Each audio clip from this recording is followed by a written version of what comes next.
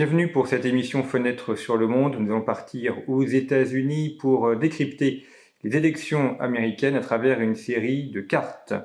Si vous aimez ces émissions, abonnez-vous à Conflit, offrez des abonnements à Conflit. Conflit ne vit que par ses abonnés, que par ses lecteurs. Donc en vous abonnant, vous nous permettez de vous proposer ce contenu en accès libre.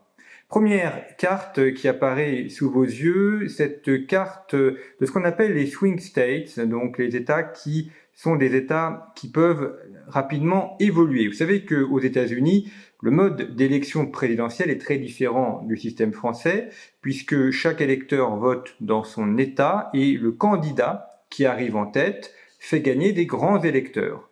Et ainsi, ce sont après les grands électeurs qui élisent le président des États-Unis. On a donc une présidence qu'on appelle, une élection qu'on appelle donc indirecte.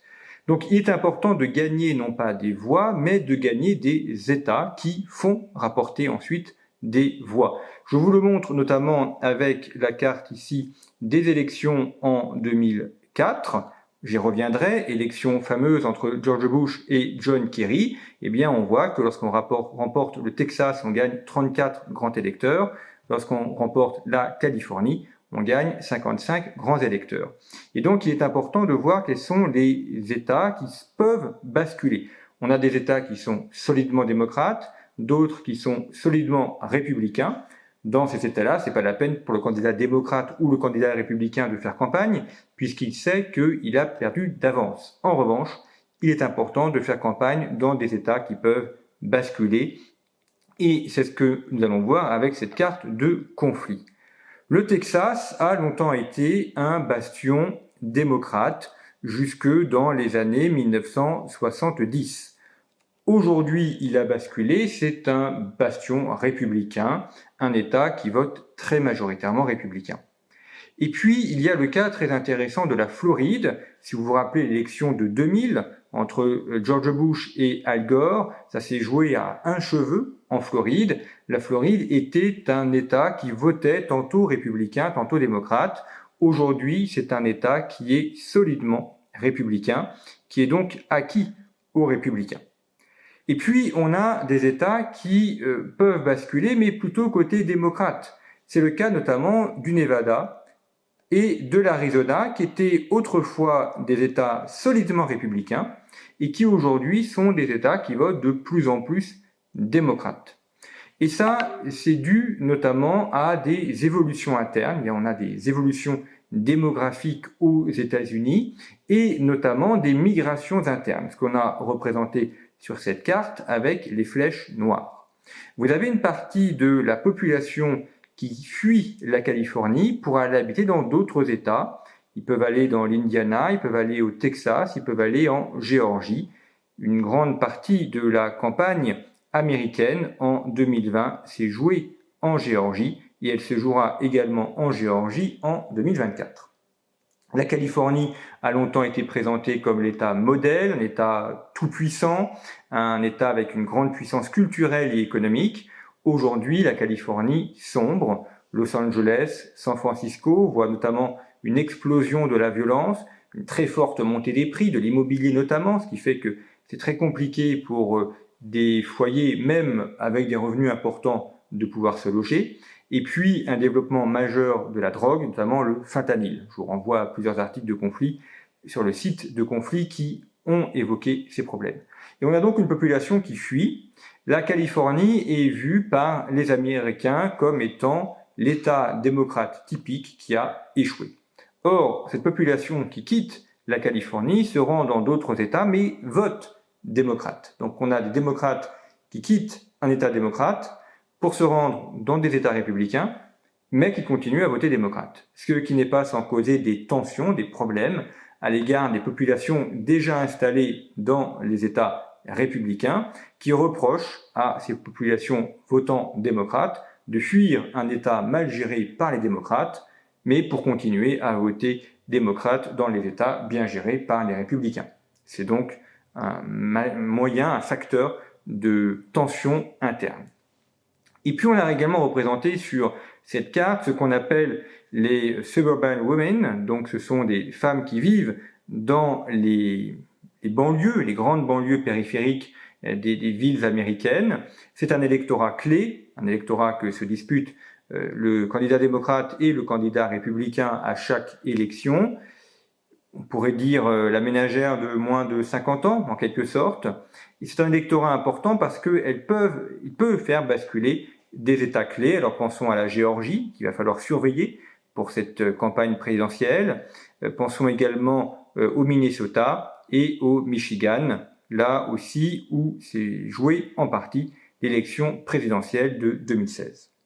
Je vais revenir maintenant sur quelques scores fameux. Alors 2016, par exemple, ça a été le combat entre Hillary Clinton et Donald Trump, victoire surprise de Donald Trump. On voit que Trump a abondamment gagné au Texas, en Floride, et puis surtout, ça a été la grande victoire de Trump autour des Grands Lacs, où il a remporté des États majeurs, ainsi que la Géorgie, alors que Hillary Clinton, elle, a remporté la grande côte démocrate, la côte est démocrate et la côte ouest démocrate également.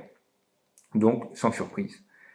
L'élection présidentielle de 2020, elle a été très, très tendue, comme on le voit, avec la Géorgie et ses 16 grands électeurs qui ont fait basculer la campagne, et puis également les États des Grands Lacs qui avaient majoritairement voté Donald Trump en 2016 et qui ont légèrement voté en faveur de Joe Biden. Et vous savez que c'est là d'ailleurs que se situe le problème pour Trump, qui accuse les démocrates d'avoir falsifié les élections et d'avoir truqué, bourré les urnes pour s'adjuger ces États importants. Vous voyez, 10 grands électeurs ici, 16 grands électeurs là, ça vous en fait déjà 26.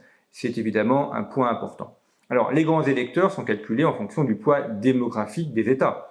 C'est pour ça que la Californie a 55 grands électeurs, quand les États du Nord, du centre, beaucoup moins peuplés, eh bien, n'en ont que 3 ou 4. Donc, ça a une logique démocratique. Autre élection intéressante, c'était il y a 20 ans, élection entre John Kerry, démocrate, et George Bush pour son deuxième mandat. On voit bien là aussi une Amérique figée entre les deux partis, Est et Ouest, qui votent démocrate, un pôle démocrate autour des Grands Lacs, autour du Michigan et du Minnesota, et puis tout le reste qui vote républicain, avec notamment la Floride, le Texas, et puis les États du Sud profond. Mais on voit bien que là, il y a une logique de l'espace, mais une logique de la population. C'est-à-dire que ces États sont petits en espace, mais ils rapportent beaucoup en matière de grands électeurs. Vous voyez, 31, c'est quasiment comme le Texas, 21 grands électeurs, 15 pour le New Jersey, le Delaware, on est à 3 grands électeurs, si 10 grands électeurs, 12 grands électeurs, donc c'est très important dans la manière d'engranger des voix par rapport à des États ici qui sont très peu peuplés et donc qui rapportent beaucoup moins de grands électeurs. Et puis on peut regarder, si on remonte un petit peu dans le temps, l'élection présidentielle de 1984, ça a été un immense succès pour Ronald Reagan, qui a été brillamment réélu pour un deuxième mandat. Il a remporté 49 États sur 50. Son concurrent démocrate, Mondale, n'en a rapporté qu'un seul. C'était l'État où il était lui-même gouverneur. Heureusement qu'il a remporté cet État, sinon ça aurait été véritablement une terrible défaite pour lui. Mais on voit là une carte complètement rouge. Ronald Reagan a vraiment éradiqué son adversaire et l'a amplement emporté.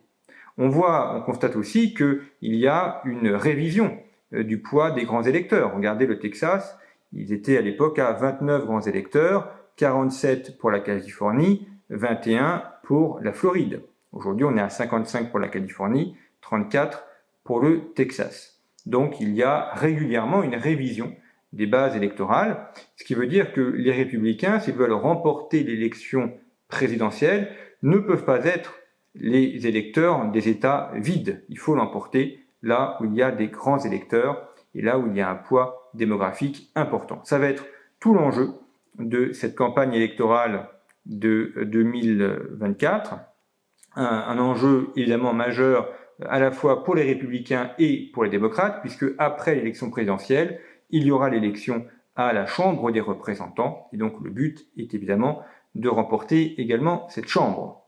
Et puis, si l'on revient sur cette carte des États et de leurs évolutions, j'ai évoqué tout à l'heure le vote des femmes, on a représenté aussi la question du vote des hispaniques. Alors on a deux types de vote hispanique aux États-Unis, on a un vote hispanique démocrate et un vote hispanique républicain. En Floride, les hispaniques votent essentiellement républicains parce que pour beaucoup, ce sont des réfugiés politiques de Cuba, donc très anticommunistes, et qui en veulent aux démocrates qui trouvent trop mous, trop timorés à l'égard des communistes, alors que dans les villes du Nord, notamment à New York, on a des hispaniques qui votent plutôt démocrates. Donc on voit qu'il n'y a pas une seule logique dans le vote hispanique, mais qu'il va y avoir plusieurs logiques en fonction de leur origine, des pays dont ils viennent, et en fonction également de leur histoire et de leur rapport aux États-Unis et à l'histoire américaine. Voilà présenté en quelques cartes les enjeux de cette élection présidentielle américaine que nous allons suivre sur Conflit jusqu'au mois de novembre prochain. Merci beaucoup pour votre fidélité, à très bientôt.